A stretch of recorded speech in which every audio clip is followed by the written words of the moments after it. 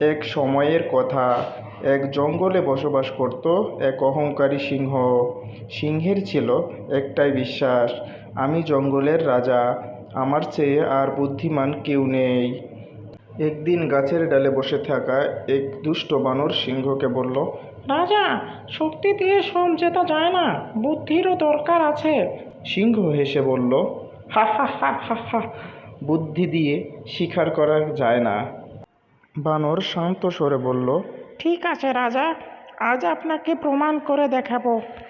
পরের দিন সকালে সিংহ বন জঙ্গলে হাঁটছিল। হঠাৎ সে দেখল তার সামনে বড় এক মাংসের টুকরো পড়ে আছে। লোভে পা বাড়াতেই ধপাস, সে পড়ে গেল এক গভীর গর্তে।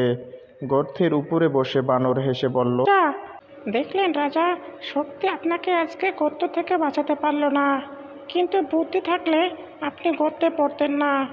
সিংহ লজ্জায় মাথা নিচু করে বলল, হ্যাঁ, বুঝতে পেরেছি, শক্তি বড়, কিন্তু বুদ্ধি তার থেকেও আরও বড়। ভিডিওটিতে শেখা গেল বুদ্ধি ছাড়া কোনো কিছুই সম্ভব না।